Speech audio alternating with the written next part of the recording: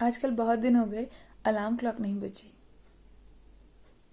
एक वक्त था जब रोज दिन की भागत और भरी जिंदगी की शुरुआत सुबह 7 बजे अलार्म क्लॉक के शोर से हुआ करती थी। जिस अलार्म क्लॉक को तो मैं बस यूं ही बंद कर दिया करती थी, क्योंकि मैं जानती थी 10 सेकंड बाद ही पापा का फोन बजेगा। मैं उठाती और कान पर लगाती।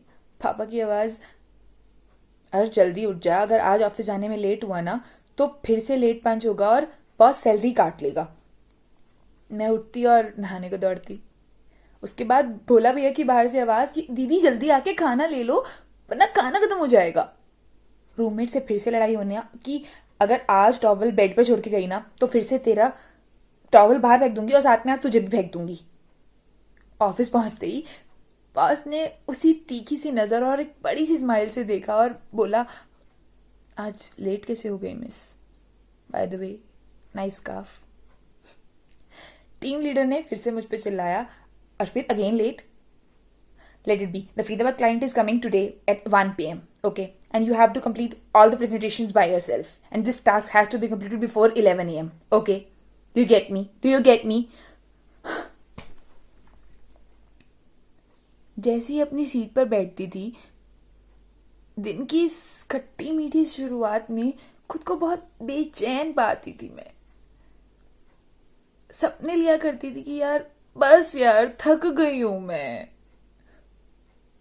मुझे थोड़ा वक्त चाहिए खुद के लिए, एक लॉन्ग ब्रेक चाहिए, बहुत सारा आराम चाहिए, जिसमें ना दिन की शुरुआत जिंदगी ना मिलेगी दोबारा के उस गाने की तरह हो। सूरज की बाहों में अब है ये जिंदगी, किन्ने है सांसों में बातों में रोशनी। हाँ, एक वो वक्त था और एक आज का वक्त है। जब से लॉकडाउन शुरू हुआ है ना, तब से जो जिंदगी का वो हसल फसल वाला जो हार्ट बीट वाला ग्राफ था ना, वो बिल्कुल एक स्ट्रेट लाइन हो गया है। मतलब इतना आलस आता है कि 12 बजे भी सो के उठू ना तो भी दिल करता है कि यार एक नैप और ले लूं क्या।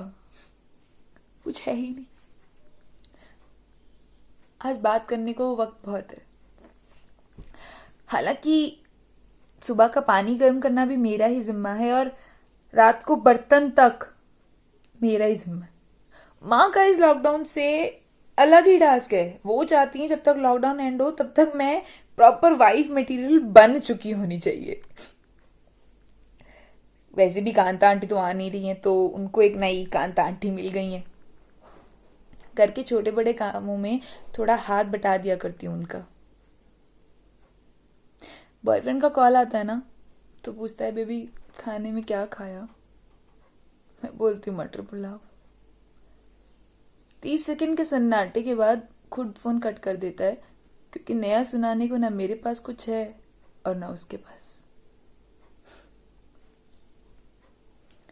हालांकि कभी मुझसे लड़ाई किया करता था कि बेबी यार इतना क्या बिजी हो तुम्हारे पास टाइम ही नहीं होता मुझे देने के लिए, पूरा दिन ऑफिस उसके बाद काम, मतलब इतना क्या काम काम काम काम। काम जो सालों में नहीं सीखी थी ना करके, वो हफ्तों में सीख गई हूं मैं। बर्तन भी अपने खुद ही रख के आना और पौधों में पानी देना भी मेरा ही काम है। आजकल तो ये प्यासे गमले भी ज्यादा पानी मांगने लगे हैं मुझसे। हम लोग सब साथ में बैठकर रात को डिनर करते हैं डाइनिंग टेबल पे और बातें होती हैं। मतलब पेट्रोल के दाम बढ़ गए, एक्सीडेंटल डेथ्स की न्यूज़ नहीं होती हैं, मतलब बातें होती हैं। वही पापा के पुराने किस्से जो कि हम ऑलरेडी 10 बार 12 बार, मतलब कितनी बार सुन चुके हैं, पर उसी तरह खिलखिला के हंस दिया करते हैं जैसे पहली बार सुन रहे हो। माँ कभी कभी किसी बात पे गुस्सा हो जाती है ना, तो पापा शाम की चाय के साथ पकौड़े बना देते हैं। उससे माँ का गुस्सा तो ठंडा हो ही जाता है, साथ में हम लोग को मिल जाता है पाजी के साथ पकौड़े कर एंजॉय करने का मोमेंट।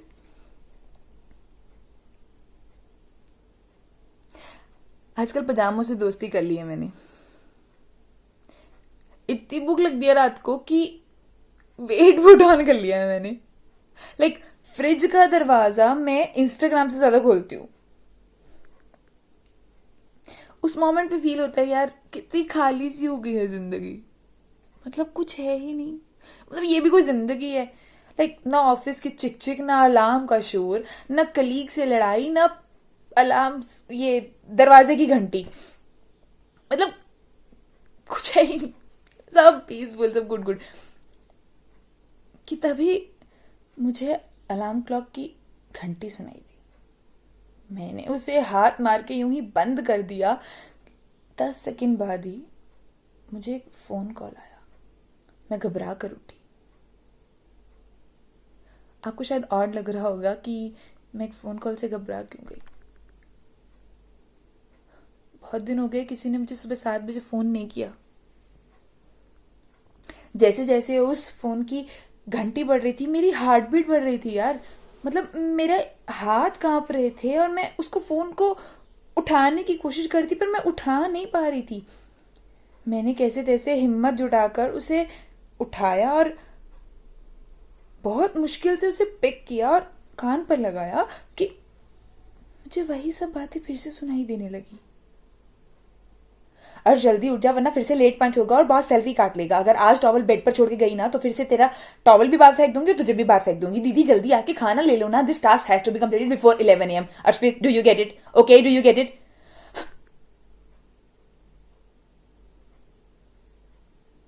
ये मेरा सपना था या मेरी कल्पना? ये पेंडेमिक एक बीमारी थी या पृथ्वी की खुद को बचाने की एक कोशिश? ये लॉकडाउन सच था ना? हो ना हो, एक बात तो जरूर सीख गई हूं मैं कि कोई भी काम छोटा या बड़ा नहीं होता है। कोई भी इंसान छोटा या बड़ा नहीं होता। घर के काम कराने में कोई शर्म नहीं आनी चाहिए। 2 लाइन कहूंगी, ये कोरोना तो बस एक बहाना है, मकसद तो अपनों को करीब लाना है। ये कोरोना तो बस एक बहाना है, मकसद तो अपनों को करीब लाना है। अगर माँ का हाथ अब तक बटाया है नहीं तो हुई अभी देरी नहीं। खुद के बर्तन कपड़े खुद से धोना, ये लॉकडाउन सिखा गया आत्मनिर्भर होना। जितना टाइम न्यूज फीड स्क्रॉल करने में वेस्ट कर दिया करते हो, क्या कभी भाई की मैथ सॉल्यूशन निकालने में हेल्प करते हो? करो बैठ के पापा के साथ वही उनके पुराने किस्से याद। हम इंटरनेट पे तो अग्री कर जाते हैं, क्या असलियत में उनके साथ टाइम बिताते हैं? अर्श इथे बैठी बैठी वंश ने मुंह बना रही है। बार बारिश हो रही, जाके ऊपर कपड़े उतार के लिया। हाँ माँ आई। मैं आती हूँ क्या? हाँ माँ आई।